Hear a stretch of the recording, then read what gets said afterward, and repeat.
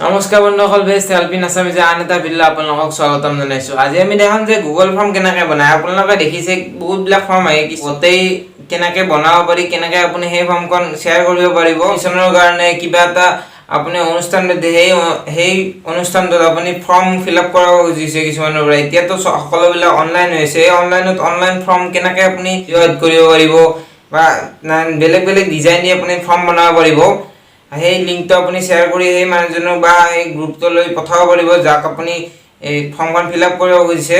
তো ভিডিঅ'টো browser open কৰি ডাইৰেক্ট ডেস্কটপ সাইট বুলি থ্ৰী ডটছত যায় ডেস্কটপ সাইট কৰি ল'লে হ'ল। এইটো মোবাইলতো কৰিব পাৰি, লেপটপতো কৰিব পাৰি, আপুনি কম্পিউটাৰতো কৰিব, সকলোতে কৰিব পাৰে।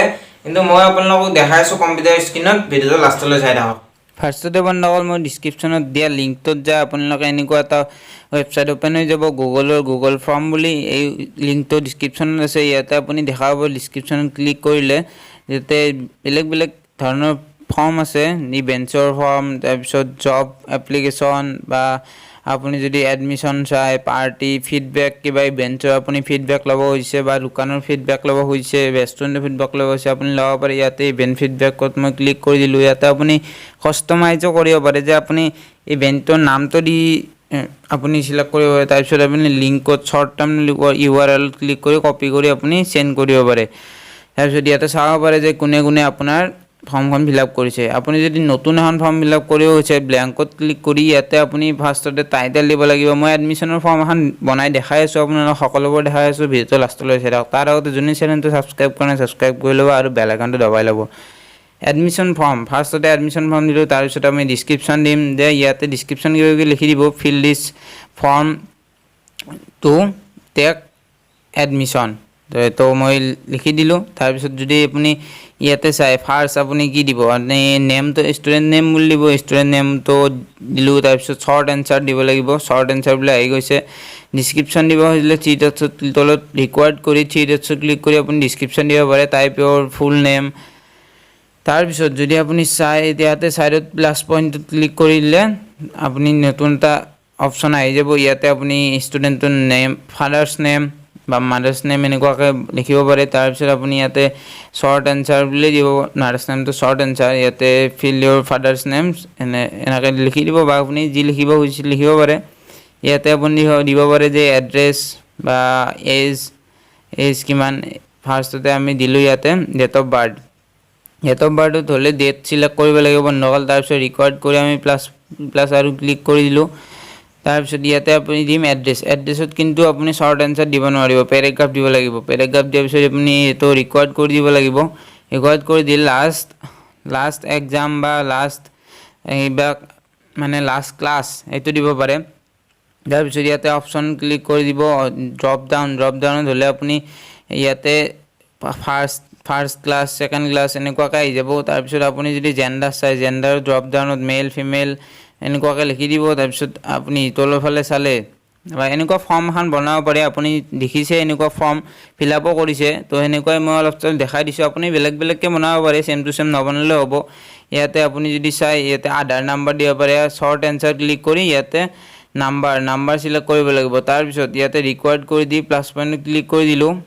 তাৰপিছত আপুনি যদি চাই ইয়াতে ফটো দিব পাৰে, ফটো এড কৰি দিব পাৰে, বা আপুনি ইয়াতে ডিলিট অপশ্যন আছে, ডিলিটো কৰি দিব পাৰে। তাৰপিছত আপুনি যদি চাই ইয়াতে মাল্টিপল চইচ, তাৰপিছত আধাৰ নম্বৰ। ইয়াতে তলফালে যদি চাই পিকচাৰ আইকন এটা দেখা পাব প্লাছ পইণ্টটো, সেইটো বাৰডালত ইয়াতে ফটো এড কৰিব পাৰে। তাৰপিছত ফটো ইয়াতে ছেটিংছ কিবা কিবি চিলেক্ট কৰিব পাৰে, আপুনি চাই ল'ব। তাৰপিছত ফাইল আপলোডত ক্লিক কৰিব। যদি ফটো ইমেজত ক্লিক কৰিব, বেলেগত ক্লিক কৰি নিদিব বন্ধুসকল। যদি বেলেগত ক্লিক কৰি PDF যদি ফাইল আপলোড হৈ যাব, তেতিয়া অকল যদি ইমেজত ক্লিক কৰি থৈ দিয়ে, ইমেজত ক্লিক কৰি অকল ইমেজে আপলোড হ'ব। ইয়াতে 1 MBৰ পৰা 10 MB লৈ আপুনি ফটোখন চিলেক্ট কৰিব পাৰিব, এনেকুৱাকৈ দি থ'ব। তাৰপিছত তলফালে যদি চাই আপুনি ইয়াতে মাৰ্কশ্বিট আপুনি দিব খুজিছে, তো শ্বৰ্ট এনচাৰ বুলি ইয়াতে ৰিকুৱাৰ্ড কৰি দিব। ৰিকুৱাৰ্ড যদি নকৰে আপুনি এই অপশ্যনটো নাহিব আপোনাৰ তাত। লাষ্ট মাৰ্কশ্বিটত ইয়াতে আপুনি মাৰ্কশ্বিট বুলি লিখিলোঁ। তাৰপিছত ইয়াতে আপুনি ফটো বা মাৰ্কশ্বিটৰ ফটো আপলোড কৰাব খুজিছে, এই ফটোখন আপুনি কেনেকৈ আপলোড কৰিব। তাৰপিছত ইয়াতে যদি শ্বৰ্ট এনচাৰত চাই তেনেকৈ ফাইল আপলোডত ক্লিক কৰি দিব। ফাইলটোত ক্লিক কৰি ইয়াতে অপশ্যনটো ক্লিক কৰি দিব। ইয়াতে আপুনি মাৰ্কশ্বিটখন কেনেকৈ আপলোড কৰিব, ডকুমেণ্ট, PDF আৰু ইমেজ, এই তিনিটাত আপলোড কৰিব পাৰিব। 1 MBৰ পৰা মেক্সিমাম 10 MB লৈ মানে সাইজ হ'ব লাগিব সেই PDF বা ফটোখনৰ তাৰপিছত এনেকুৱাকে হ'ল এইটো তাৰপিছত আপুনি যি দিব খুজিছে বা আপোনাৰ মাৰ্কশ্বিট বা আপোনাৰ কিবা কাষ্ট চাৰ্টিফিকেট কিবা কিবি আপলোড কৰিব খুজিছে সেইবোৰ দি দিব ইয়াতে নামটো মই অলপ ভিডিঅ'টো স্পীড কৰি দিছোঁ কাৰণ আপুনি বৰ পাব পাৰে ইমান দেৰি চাই থাকিবৰ কাৰণে তো মই অলপ শৰ্ট মানে স্পীড কৰি দিছোঁ ভিডিঅ'টো আপোনালোকে চাই থাকক ভিডিঅ'টো লাষ্টলৈ ইয়াতে আপুনি ফটো দিব পাৰে আপুনি পেজটোৰ তলত বা ওপৰত মাজত আপুনি ফটো যদি দিব খুজিছে আপোনাৰ ইনষ্টিটিউটৰ বা আপোনাৰ অনলাইন ক্লাছৰ ইয়াতে মই এখন টেষ্ট বুলি লিখি এখন পিকচাৰ দি থৈ দিছোঁ তো টেষ্টৰ কাৰণে মই ফৰ্মখন বনাইছোঁ এনেকুৱা ধৰণৰ মানে নামটো ৰাখিছোঁ টেষ্ট বুলি তাৰপিছত ওপৰত যদি চাই আপুনি থিম চেঞ্জ কৰিব পাৰে নীলা কিবা কিবি বহুত কালাৰ আছে এবাৰ থিম চেঞ্জ কৰিব পাৰে তাৰপিছত আপুনি সেটিংছ আছে সেটিংছত যাই পেলাই আপুনি চেঞ্জ কৰিব পাৰে কিবা কিবি তাৰপিছত আপুনি ইয়াতে ফটো ওপৰত মানে ফাৰ্ষ্টত আপুনি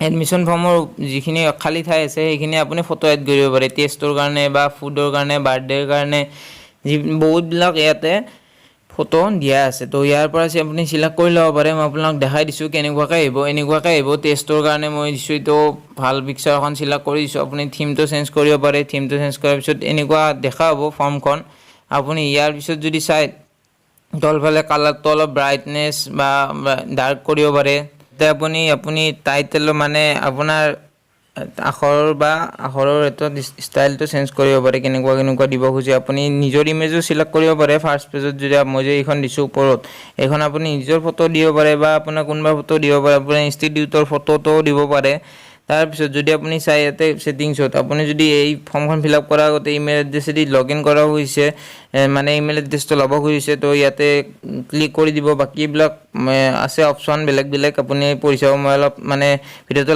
লং হৈ যায় সেইকাৰণে অলপ স্পীড কৰি দিছোঁ তাৰপিছত 1 GB ওপৰত তাৰপিছত এইবিলাক ক্লিক কৰি দিব এইটো ফাৰ্ষ্টটো আৰু লাষ্টটো তাৰপিছত সেভ ইয়াতে আপুনি যদি কনফাৰ্মেশ্যন মেছেজ এটা দিব খুজিছে বা সেই ষ্টুডেণ্টক বা কোনোবা এজনৰ তাৰে ফিডবেক লোৱাৰ পিছত তো ইয়াতে ফিডবেক মানে কনফাৰ্মেশ্যন মেছেজ দিব পাৰে যে আপোনাৰ কেনেকুৱা ফৰ্মখন ফিল আপ কৰাৰ পিছত যে কনফাৰ্ম হৈছে আপোনাৰ এডমিশ্যনটো তো এনেকুৱাকৈ চেণ্ডত ক্লিক কৰি যদি আপুনি লিংকত ক্লিক কৰে শ্বৰ্ট টাইম লিংকটো আপুনি কপি কৰি ল'ব এই লিংকটো আপুনি যাক দিব খুজিছে দিব পাৰে বা গ্ৰুপত চেণ্ড কৰিব পাৰে দিব পাৰে আপুনি গুগলত চাৰ্চ কৰি এই লিংকটো চাৰ্চ কৰি চালেও আপোনাৰ ফৰ্মখন দেখাব এই ফৰ্মখন এনেকুৱাকৈ আহিব বন্ধুসকল ইয়াতে চাই লওক এডমিশ্যন ফৰ্ম আমি যেনেকৈ দিছোঁ তেনেকৈ আহিছে একদম প্ৰফেশ্যনেল টাইপৰ ফৰ্ম আহি গৈছে ইয়াতে টেষ্টৰ কাৰণে বাকী ফাইল আপলোডৰ কাৰণে জেণ্ডাৰ অপশ্যন আহিছে জেণ্ডাৰ চিলেক্ট কৰা তাৰপিছত আমি যোনটো বনাইছিলোঁ গুগল ফৰ্মখন ইয়াতে চাইডত যদি চাই ৰেছপন্স ইয়াতে আপুনি কোনে ফৰ্ম ফিল আপ কৰিছে এইবিলাক আহিব সেইটো লিংকটো আপুনি য'তে দিয়ে আপুনি ফৰ্মখন পাই যাব যাক আপুনি দিব খুজিছে শ্বেয়াৰ কৰি দিয়ক